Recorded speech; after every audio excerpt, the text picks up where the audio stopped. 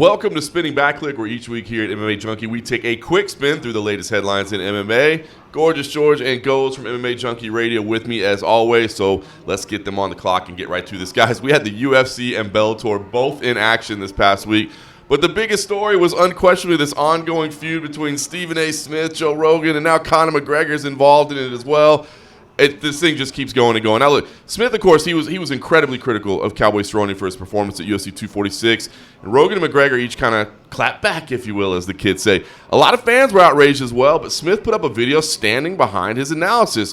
When you step back and listen to what he had to say the first time, as well as his defense of where he had to said, was there any value to it, or should we even be paying attention to what this guy says? Let's put 3 minutes on the clock. Go. Start us out. Well, I think there's so much to unpack here with this guy and what he said. I mean, listen, he did say some things that I think a lot of the casual fan that was watching that night could probably agree with. I think it comes down to the wording that he used. Atrocious, I don't agree with. One-sided, I can agree with that. Did Cowboy quit? Of course he didn't quit. The guy has no quit in him. So don't use that word. Maybe he was a little overwhelmed. He got caught. That happens in our sport. If you feel like that night was atrocious, your problem isn't with Cowboy Cerrone. Your problem is with the sport. Because that can happen in our sport. That's what makes that sport so tough, so difficult on these athletes. It's unforgiving. We're going to watch the Super Bowl on Sunday. Guys are going to throw interceptions. There's going to be fumbles, but they can still win their game. In our sport, you make one little mistake, and that can cost you, and you saw that night. The reason why the fans reacted the way they did is because this is one of the only sports that we feel like we were there for the inception of it. So we feel like we're a big part of it. So if you're going to make those type of remarks, people are going to come down on you. If you're in that position on that broadcast, you have to know everything about that sport. And I think that's the problem people had. Yeah, a lot of great points made there. As you said, a lot to unpack. And I think that's a big part of it is that it came from an outsider, number one, a guy that we know doesn't have the history of the sport. But the choice of some of the language that he used was rough as well. Cowboy obviously did not quit. He was overwhelmed. But, George, I mean, Stephen A. Smith, like it or not, he's basically a professional troll. He's really, really good at it, and he gets discussion going, but that's basically what he's paid to do. So with that in mind, I mean, should we even care about what this guy has to say? Well, you know, I realize he's part of ESPN and the transition we've made to ESPN. We're with them for the next 7 years. Not we, you know, the UFC. So he's going to be there, and yes, that's kind of why they bring him in. He's just a big personality. If he's there, it must be a big event. They bring him to the big boxing matches. But yeah, he was a little bit out of his element, and he showed it. So he's going to have to go back and probably work on his delivery a little bit because he didn't quit. It wasn't atrocious. It's just that Conor threw a big left, missed. All right, so Cowboy, it's not like he got caught off guard there or anything. He actually ducked under it, and then that thigh and that knee caught him. And I'm telling you, from that moment on, from 2 seconds to 40 seconds, Cowboy was in la-la land. He just didn't have much of a chance to recover. Now, even Rogan said, why didn't he make any adjustments on those shoulders? It's because he was concussed. He was messed up. So even Rogan kind of missed that. I just think it was just a bad night, you know, for each guy, just missing something, saying the wrong thing. But keep it together. Let's give it another run. If this happens, this is a habit for the next 3 or 4 events, then maybe we have to make a move. But I think Stephen A. Smith's okay. Yeah, listen, I think, number one, it's okay to be critical. I mean, that's what people are doing. That's what analysis do, right? But the thing is, I do think you have to be respectful of what these people are putting on the line. I mean, there's real danger, risk. And I do think it was fair to say we didn't see enough to know how Conor would compete against Khabib another time around. We didn't see enough of that, but we did learn something. All right, listen, Bellator 238 took place on Saturday. Cris Cyborg scored a 4th-round TKO over Julie Budd to collect her 4th major title belt. It's crazy, man. What do you guys think about Cyborg and her career, and does her resume at this point maybe make a case for her to be the greatest ever? Can we go back and reevaluate that, even though she lost to Amanda Nunes? 2 minutes on the clock, George. How about it? She hadn't lost for 10 years till she lost to Amanda Nunes. So, yeah, every time Cyborg fights, it's fair to go back and look at the resume again. Amanda's got the 4 losses. You know, Cris has less losses than her, more wins, more decorated titles. But she's got that head-to-head loss, and that one's going to hurt. We're only about a year and some change, maybe a year and 2 months removed from that starching that she took. So I'm not ready to put her ahead of Amanda Nunes, but she's right there, and with every win, we got to take a look. I think it's fair. I mean, listen, we were talking about a current pound-for-pound ranking. That's something, right? If we're talking about what's going on right now at the moment. But, I mean, Cyborg does have quite the lengthy resume, right? Been around for a long time. She's accomplished a lot. She's been at the forefront of the sport for a long time. So if we're talking about all-time status, then you get to take in a little bit wider swatch of the career, so to speak. So, Goze, what do you think? I mean, is this something we should even talk about? Or, as the UFC puts it, is she the clear-cut, pound for pound all-time Amanda Nunes, or does Cyborg deserve to be in that discussion? She definitely deserves to be in the discussion, but there's really no clearer way of figuring all this out than head-to-head. If you're doing a Mount Rushmore of women's MMA, it's very rare that when you do a Mount Rushmore of any sport that certain players have played against each other.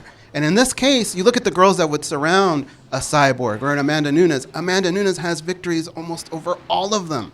When do you ever get that opportunity? So Cyborg can keep winning, and that's going to be very impressive. And I think after a while, especially maybe if Amanda loses, you can reassess it.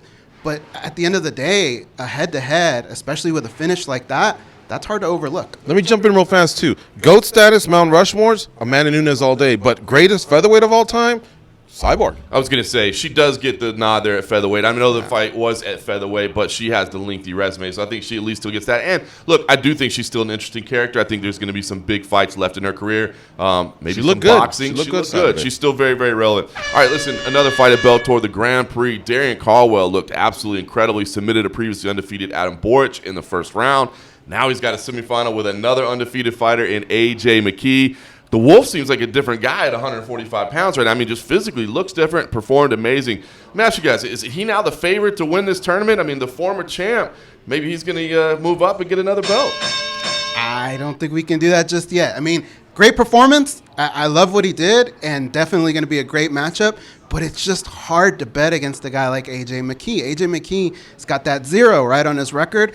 He's shown very few weaknesses, if any, and the crazy thing is he's still getting better. So it's very tough to say that. But would I be shocked if it happened? No, because Caldwell's a very, very good fighter as well. Yeah, no question, man. I thought this was an amazing performance. I thought Caldwell had a chance to win this fight, but I thought it'd be through wrestling and kind of grinding Adam Boric out. I had picked Boric in the fight, so I think this was an amazing result. And now you got Caldwell calling himself the one. He's going to put the one on Boric's resume, which he did. He said he's going to put the one on McKee's, take his O away as well, and then go on to claim the $1 million that's on the line. George, what do you think about Caldwell right now? I mean, is he the favorite? We still got 4 guys on the other side of the bracket as well as A.J. McKee, but is Caldwell the guy to put your money on at this point? If he gets past McKee, yes, then you got to say, all right, give me the rest of my chips and let me go with Caldwell. But, look, he's come up a little short in those Horiguchi fights. Those have been big title fights.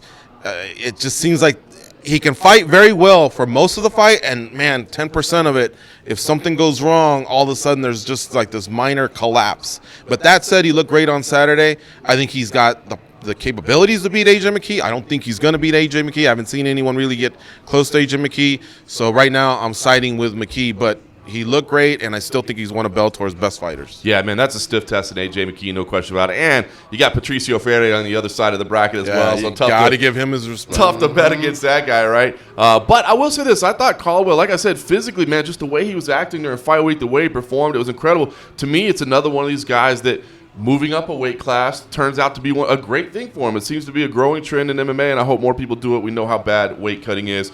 Caldwell looks great at 145. All right, listen, it was on the prelims at Bellator 238, but Aaron Pico, the guy that was once touted as perhaps the greatest MMA prospect of all time, picked up a big KO win over Daniel Carey. Now, Pico snapped a 2-fight losing streak with that result, and he's now 5-3 in his career. Kind of a wild record for a guy that had that much hype. But what do we think, guys? Are we back on the Pico bandwagon with this result? The guy did look fantastic. Let's put 2 minutes on the clock, George.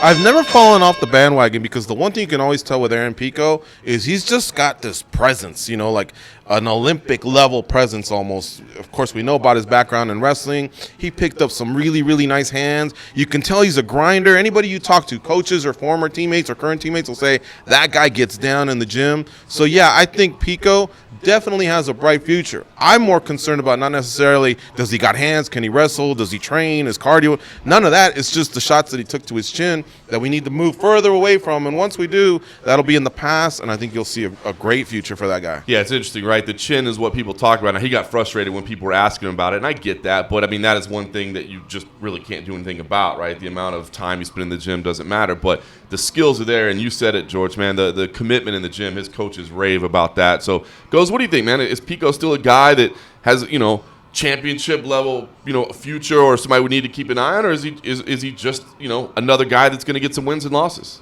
I think the question is, what we're trying to figure out with Aaron Pico is we all know he's good. We knew that from day one. We want to figure out if he's great. And in order to determine that, we're going to need to see him fight more. It kind of reminds me of what Conor McGregor, what happened with him, right? Not enough is really played out to really answer all of our questions. To answer the Aaron Pico question, we're going to need a lot more fights. We're going to need to see the chin get tested a little bit, and we're going to need to see a level of opponent step up in that game, right, to figure all those things out. But the kid does everything you ask from him, even outside of the cage. Like, he's very well spoken. He's a star in the making. I think what he needs is just a little bit of patience, which it seems like he has, but pick up a couple more wins, and I think we can assess that situation a little better. But I think they do have a star on their hands over there. Yeah, great point. He's definitely a star. You said it. Is he going to be good or is he going to be great? I think he's still got the potential to be great. And it was good to see him get that result, man. The weight that came off his shoulders was unbelievable, man.